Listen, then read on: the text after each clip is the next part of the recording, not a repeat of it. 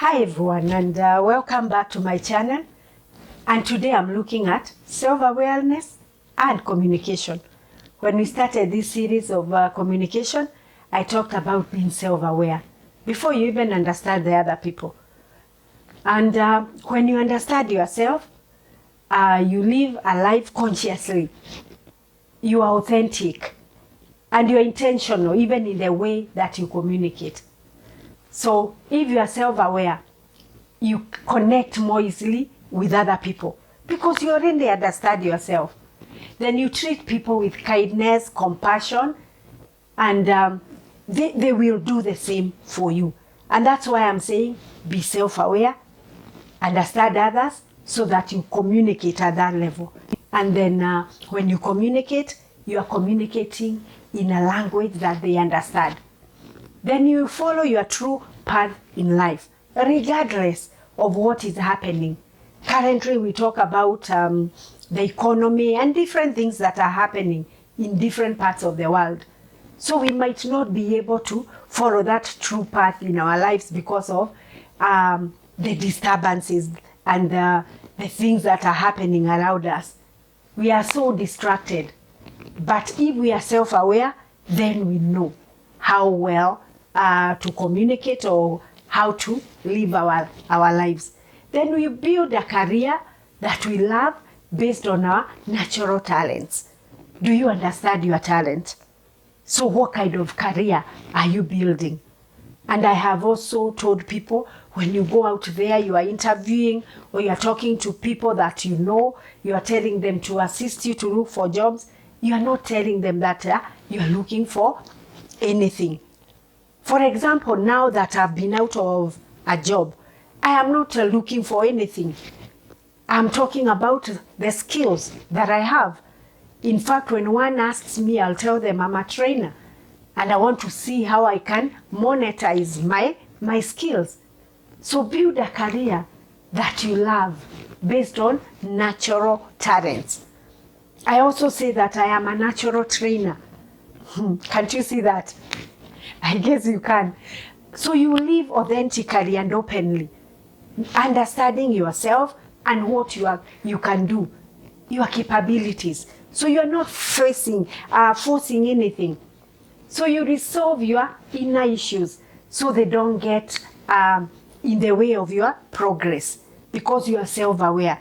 So even when you come out here, you already have sorted your inner issues because of that self-awareness. You can be yourself at all times without pretending to be someone you are not. I'm sure you have seen people who pretend to be people they are not. They go out here to the US, to the UK for a month, and when they come back, they have a different accent because they are pretending or they want to be people they are not. So if you are self-aware, you will be yourself all the time. When you communicate with that self-awareness. So there are some examples I want to give you in connection with self-awareness and effective communication. So self-awareness means that you know your thoughts, emotions, and behaviors and how they affect other people. So you will use that to communicate and to make sure that you understand how whatever you do, whatever you say affects the other people. Self-awareness also helps you to be more comfortable with yourself, and you can relate with others with genuine confidence and kindness. You are not afraid of being kind and confident wherever you deal with the people you are dealing with because you are self-aware. Self-awareness also allows you to go out of your way and let people tell you what is important to them without letting your staff complicate that interaction because you are aware and you are paying attention to these other parties that you are communicating with.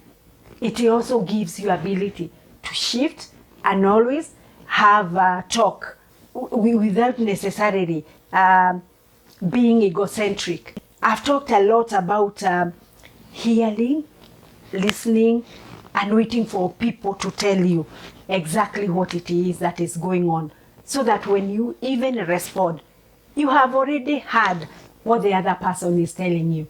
Then when you communicate with others, you communicate at a deeper level, because you understand yourself and you make them feel valued and important.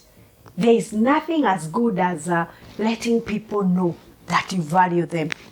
When they come into your office, you have put your phone down because you value them. You make them feel important. When they are talking to you, you are not on your phone. I'm sure you have met those people who cannot put their phone down. So you wonder, how much do they value you? Do they think you are important or less important by the way they handle their phone? They cannot even excuse themselves. When calls come, they will pick, and you are there listening to them. So you wonder, how much value do they put in your relationship?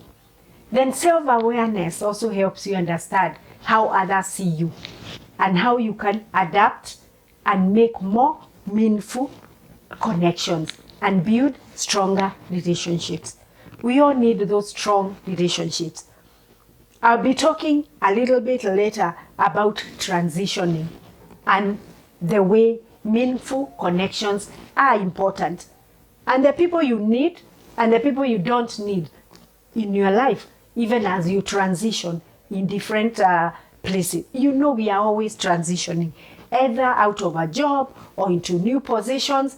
So how do we deal with those transitions, even as we relate to the people that we relate with? Then self-awareness also helps you as you collaborate with others. So self-aware leaders or individuals are more aware. They give everyone room to communicate. They also listen and accept input from other people. How well are you self-aware? Do you practice effective communication? Thank you for listening. If you are new here, remember to like, share, comment. Also subscribe to our channel so you are informed anytime we post such content. Thank you, and see you in my next video.